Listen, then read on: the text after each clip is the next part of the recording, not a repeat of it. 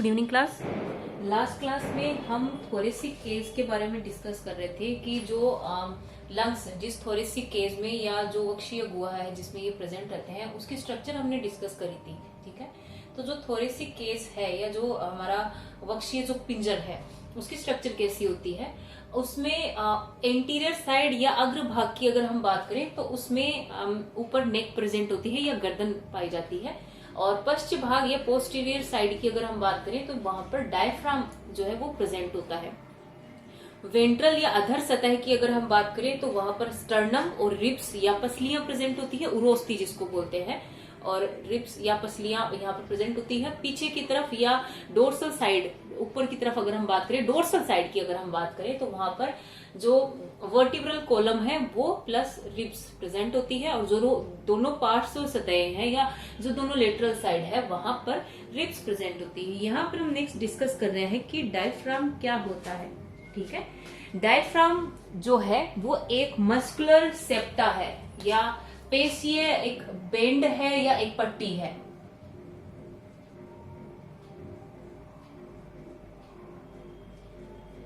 और ये जो मस्कुलर सेप्टा या एक पेशीय पट्टी या एक बेंड है ये सिर्फ और सिर्फ मेमल्स में ही प्रेजेंट होता है।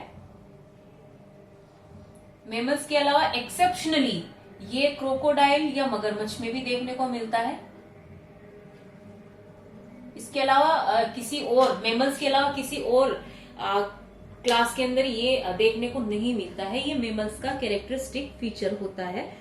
और नॉर्मली सामान्यतया अगर हम बात करें तो जो डायफ्राम है वो डोम शेप या गुंबद के रूप में प्रेजेंट रहता है, अगर नॉर्मली ये सामान्य अवस्था में प्रेजेंट रहे तो। और ये जो डायफ्राम है इसके ऊपर थोरेसिक कैविटी या जो हमारी वक्षीय गुहा है वो प्रेजेंट होती है, और इसके नीचे हमारी जो एलिमेंट्री कैनाल या एब्डोमिनल कैविटी है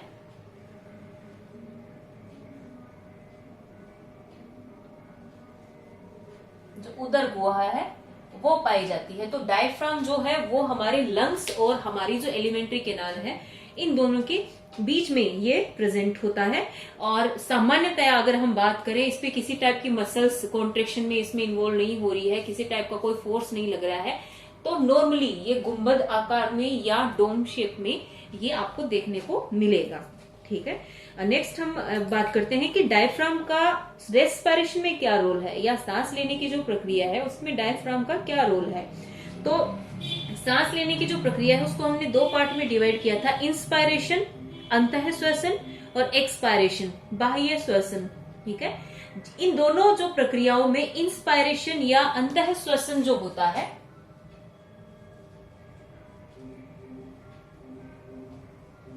उसमें डायफ्राम जो है वो इंपॉर्टेंट रोल प्ले करता है। ठीक है, जब इंस्पायरेशन की प्रक्रिया शुरू होती है तो ये जो डायफ्राम है जो ऊपर की थोरेक्स यानी लंग्स की तरफ यूं ऊंचा उठा हुआ है, ये ऊंचा उठने की बजाय यूं फ्लैट हो जाता है।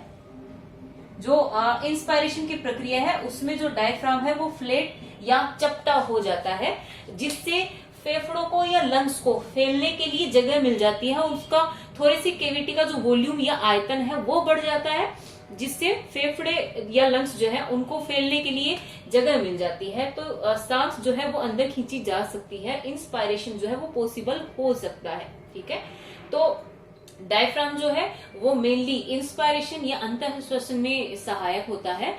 जब हम सांस खींचते हैं या इंस्पायरेशन की जब प्रक्रिया होती है तो मस्कुलर एक्टिविटी की वजह से या मांसपेशियों की प्रक्रिया की वजह से जो डोम शेप या गुंबद के आकार का जो डायफ्राम है जो थोरेसिक कैविटी या वक्षीय गुहा की तरफ यूं ऊंचा उठा हुआ है वो नीचे आ जाता है। ठीक है, जिससे इसके ऊपर का जो स्पेस है वो फ्री हो जाता है, और जो लंग्स होते हैं उनको फैलने के लिए यहाँ पर स्पेस मिल जाता है। ठीक है, ये इसका मेन काम होता है। इसके अलावा नेक्स्ट जो पॉइंट हम डिस्कस कर रहे हैं वो है इंटरकोस्टल मसल्स। इनका क्या रोल है, कहाँ होती है, क्या होती है।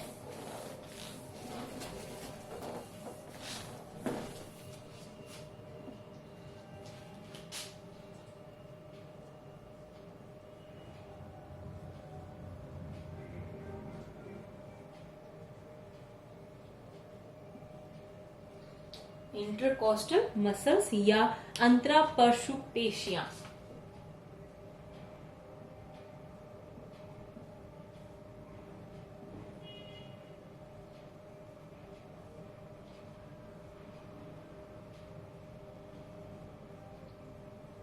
ये कहाँ होती है और क्या होती है? ठीक है, जो पसलियां होती है या जो रिब्स होती है, दो जो रिब्स होती है पसलियां, उन दो रिब्स के बीच में या उन दो पसलियों के बीच में जो स्पेस प्रेजेंट होता है, इस स्पेस को कहते हैं इंटरकोस्टल स्पेस।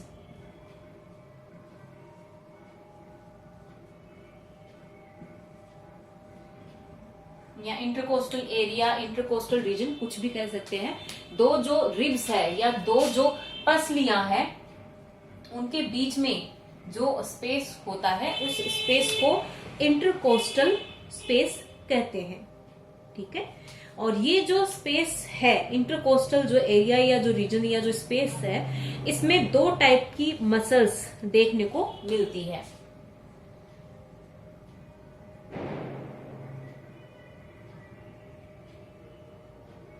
दो टाइप की मसल्स जो है वो यहाँ इंटरकोस्टल रीजन में देखने को मिलती है। सबसे पहली है एक्सटर्नल इंटरकोस्टल मसल और दूसरी है इंटरनल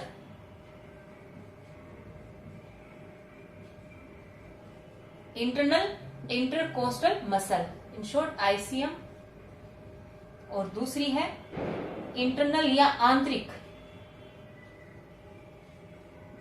आईसीएम या इंटरकोस्टल मसल्स। तो दो पसलियों के बीच में जो स्पेस होता है, उसमें दो टाइप की मसल्स जो है वो आपको देखने को मिलती है। ठीक है, सबसे पहले हम बात करते हैं एक्सटर्नल आईसीएम की या बाह्य अंतरापरशु पेशियों की। ठीक है, ये जो पेशियां होती है,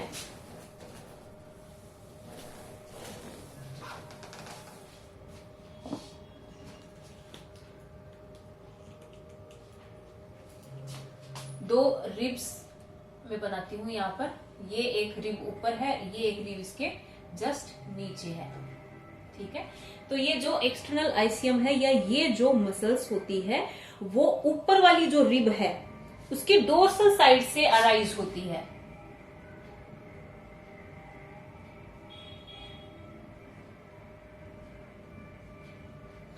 इसकी जो डोर्सल साइड है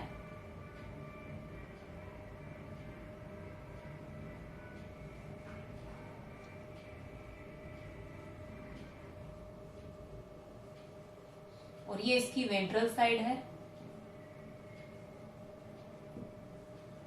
ये नीचे की तरफ इसकी सपोज वेंट्रल साइड है। सेम ये से ही अगर हम बात करें तो ये ऊपर की तरफ इसकी डोर्सल, नीचे वाली जो साइड जो रिब है उसकी ये डोर्सल साइड है, ये इसकी सपोज वेंट्रल साइड है।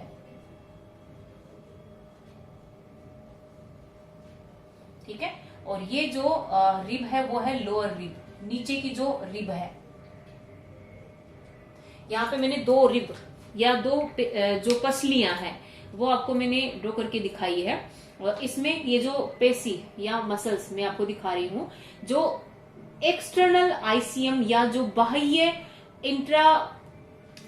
इंटरकोस्टल मसल है, वो जो अपर रिब है, ऊपर की जो पेशी होती है, उसकी डोर्सल साइड या पृष्ठ साइड से अराइज होती है, उत्पन्न होती है, और जाकर के खत्म होती है जो नीचे वाली रिब है उसकी वेंट्रल साइड पर ये जाकर के खत्म होती है। ठीक है, इसको हम कुछ ऐसे शो कर सकते हैं कि ये जो अपर रिब है उसकी डोर्सल साइड या पृष्ठ साइड से अराइज हो रही है, उत्पन्न हो रही है, और जाकर के नीचे की जो रिब है वहां पर ये खत्म हो रही है। ठीक है, ये इसका काम होता है। और जब इन मसल्स में कॉन्ट्रेक्शन या संकुंचन होता है तो पूरा का पूरा जो अस्थि पिंजर है या जो रिब केज है उसमें क्या परिवर्तन आते हैं, क्या चेंजेस आते हैं। तो जब भी एक्सटर्नल आईसीएम में संकुंचन होता है, कॉन्ट्रेक्शन होता है, तो जो स्टर्नम है, स्टर्नम या उरोस्थी इसको बोलते हैं, ये हम पहले डिस्कस कर चुके हैं कि आगे की ओर जो रिब्स है दोनों साइड की, वो एक सेंटर में एक उरोस्थी या स्टर्नम से आकर के जुड़ती है। तो जो स्टर्नम है वो ऊंचा उठ जाता है, जब इन मसल्स में कॉन्ट्रेक्शन होता है तो हमारा जो थोरेसिक रिब केज है वो ऊंचा उठ जाता है और बाहर की तरफ निकल जाता है। ये ठीक है, बाहर की तरफ निकल जाता है। ये हमारा जो अस्थि पिंजर है या जो हमारा रिब केज है वो ऊंचा उठ जाता है और बाहर की तरफ निकल जाता है। ये होता है जब हम सांस लेते हैं इंस्पायरेशन के दौरान। ठीक है, जब भी हम सांस लेते हैं तो जो एक्सटर्नल आईसीएम है उसमें संकुंचन होता है, जिसके परिणाम स्वरूप हमारा जो स्टर्नम या आगे से जो हमारा अस्थि पिंजर है वो बाहर निकल जाता है प्लस ऊंचा उड़ जाता है जब हम सांस लेते हैं। तो इंस्पायरेशन में इस मसल का रोल होता है। ठीक है, इसके बाद में नेक्स्ट हम बात करते हैं इंटरनल आईसीएम की।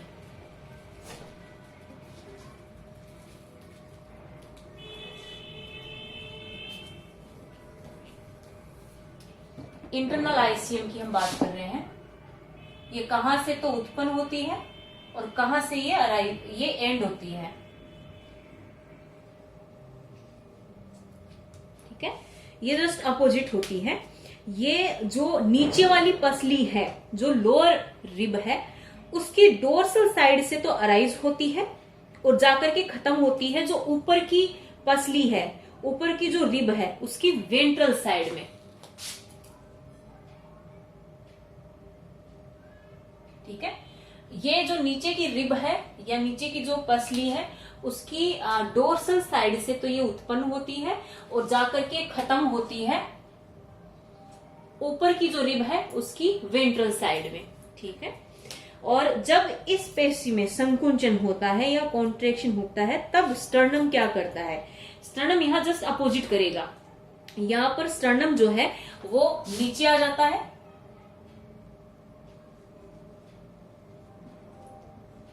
प्लस ये अंदर की ओर खींच लिया जाता है। जो अस्थि पिंजर है, जब हम सांस छोड़ते हैं, एक्सपायरेशन करते हैं, तो हमारा जो अस्थि पिंजर है या हमारा जो रिब केज है वो अंदर की तरफ और नीचे चला जाता है। जब सांस लेते हैं तो ये बाहर और ऊपर की तरफ चला जाता है। तो यहाँ पर ये जो आईसीएम है ये एक्सपायरेशन में हेल्प करता है। एक्सपायरेशन या बही श्वसन में ये हेल्प करता है। ठीक है, इसके बाद में नेक्स्ट जो टॉपिक हम डिस्कस करने जा रहे हैं वो है मैकेनिज्म ऑफ ब्रीदिंग या सांस लेने की प्रक्रिया।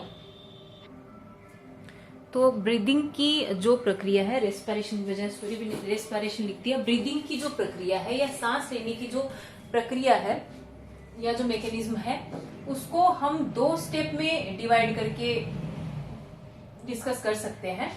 ब्रीदिंग या सांस लेना जो है वो 2 भागों में विभक्त किया जा सकता है। सबसे पहला है इंस्पायरेशन या अंतःश्वसन और दूसरा है एक्सपायरेशन या बहिश्वसन। ठीक है, सबसे पहले हम बात करते हैं अंतःश्वसन की। ठीक है, या इंस्पायरेशन की। इंस्पायरेशन या जो सांस अंदर खींचना है वो एक सक्रिय क्रिया है या एक एक्टिव प्रोसेस है। ठीक है, इसमें टोटल जो टाइम लगता है वो है 2 सेकंड। इसके अलावा जब हम इंस्पायरेशन करते हैं, जब हम सांस लेते हैं, तो जो एक्सटर्नल आईसीएम है, अभी हमने डिस्कस किया था, एक्सटर्नल इंटरकोस्टल जो मसल्स है उनके अंदर यहाँ पर कॉन्ट्रेक्शन होता है या संकुंचन होता है, जिसके रिजल्टेड क्या होगा? डायफ्राम जो है वो डोम शेप या जो नॉर्मली गुंबद के आकार में रहता है वो फ्लैट या चपटा हो जाता है और जैसे ही वो चपटा होता है वो वक्षीय गुहा से उदर गुहा की तरफ या थोरेसिक कैविटी से एब्डोमिनल कैविटी की तरफ खिसक जाता है, ये खींच लिया जाता है। ठीक है, और स्टर्नम के साथ में या उरोस्थि के साथ में क्या होता है?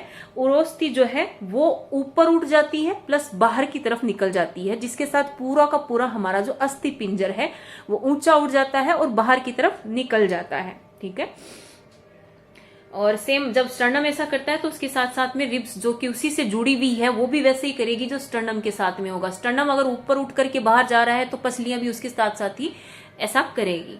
ठीक है, और जब ऐसा होता है यानी एक तो स्टर्नम ऊंचा उठ के बाहर निकल गया प्लस नीचे डायफ्राम नीचे की तरफ खिसक गया, तो यहाँ पर जो थोरेसिक कैविटी है जो वक्षीय गुहा है या थोरेसिक केविटी है उसका वॉल्यूम या आयतन जो है वो बढ़ जाता है।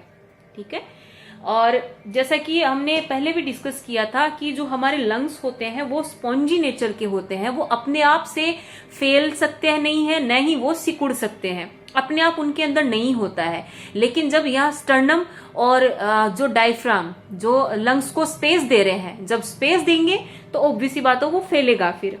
ठीक है, और जगह मिलते ही या वॉल्यूम बढ़ते ही जो लंग्स होते हैं वो फैल जाते हैं, और जैसे ही वो फैलते हैं जो एटमॉस्फेरिक या जो बाह्य वातावरण की जो वायु है, एयर है, वो अंदर आकर के लंग्स में भर जाती है। ठीक है, इंस्पायरेशन या अंतःश्वसन तभी पॉसिबल होता है जब अंदर फेफड़ों के अंदर या लंग्स के अंदर एयर का प्रेशर बाहर का जो एटमॉस्फेरिक एयर है वहां के प्रेशर की बजाय कम हो, यानी अंदर एयर का प्रेशर कम होना चाहिए, बाहर एयर का प्रेशर जो है वो ज्यादा होना चाहिए, क्योंकि एयर हमेशा high pressure to low pressure ही जाती है। ठीक है, हमें चाहे ऑक्सीजन की कितनी भी जरूरत होगी, लेकिन अगर अंदर एयर का प्रेशर ज्यादा है बाहर की तुलना में तो हम चाह के भी सांस अंदर नहीं खींच पाएंगे।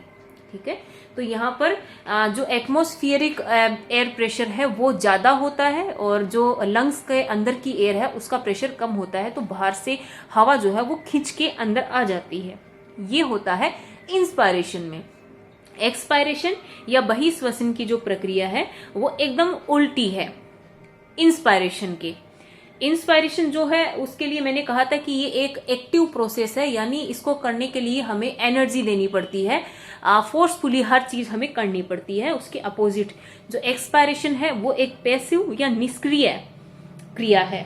इसमें टोटल जो टाइम लगता है वो 3 सेकंड का होता है, और जब हम एक्सपायरेशन करते हैं या सांस को छोड़ते हैं तो जो डायफ्राम है वो अपनी नॉर्मल कंडीशन में आ जाता है। नॉर्मल कंडीशन में इसको लाने के लिए किसी भी मसल से उसमें संकुचन नहीं करना पड़ता है, बिना संकुचन के ही ये नॉर्मल कंडीशन में आ जाता है। इसको तो फ्लैट या चपटा करने के लिए मसल्स में संकुचन या कॉन्ट्रेक्शन करना पड़ता है।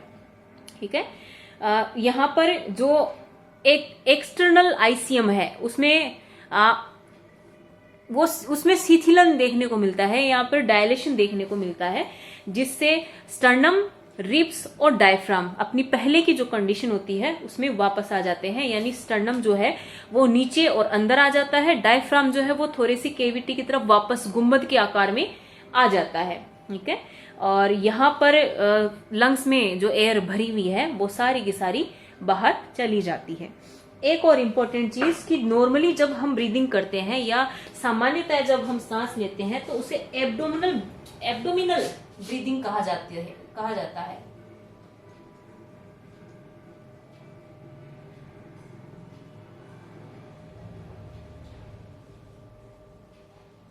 यानी जब हम रेस्टिंग स्टेज में होते हैं, आराम से बैठे होते हैं, तो उस टाइम पे जब हम सांस लेते हैं तो हमारे थोरेसिक के जो एरिया है उसमें कोई हलचल नहीं होती, एब्डोमिनल जो एरिया है उसमें मूवमेंट होते हैं। तो नॉर्मल जो ब्रीदिंग होती है उसे उदरीय संवातन या एब्डोमिनल ब्रीदिंग कहते हैं।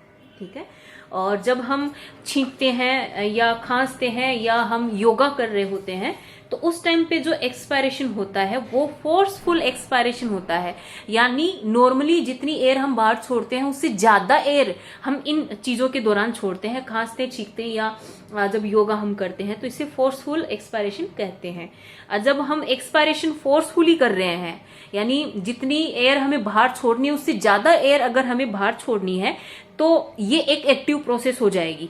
नॉर्मल जो एक्सपायरेशन की जो प्रक्रिया है वो एक्टिव नहीं है, वो पैसिव है, लेकिन हम एक्सेस में अगर एयर को बाहर छोड़ना चाहते हैं तो ये अब एक्टिव प्रक्रिया हो जाएगी।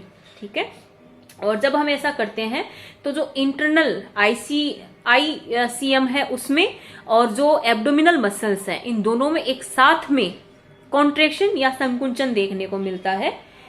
जब ऐसा होता है तो पसलियों को और अंदर की तरफ खींचा जाता है, और जो एब्डोमिनल मसल्स है जिसमें भी साथ में कॉन्ट्रेक्शन हो रहा है, ये क्या करती है, डायफ्राम को और ऊपर की तरफ धकेलती है। वो पहले से डोम शेप या गुंबद के आकार का है, उसको और ज्यादा शार्प डोम शेप कर देती है, जिससे जो एयर लंग्स में भरी हुई है वो और एकदम फोर्सफुली बाहर की तरफ धकेली जाती है।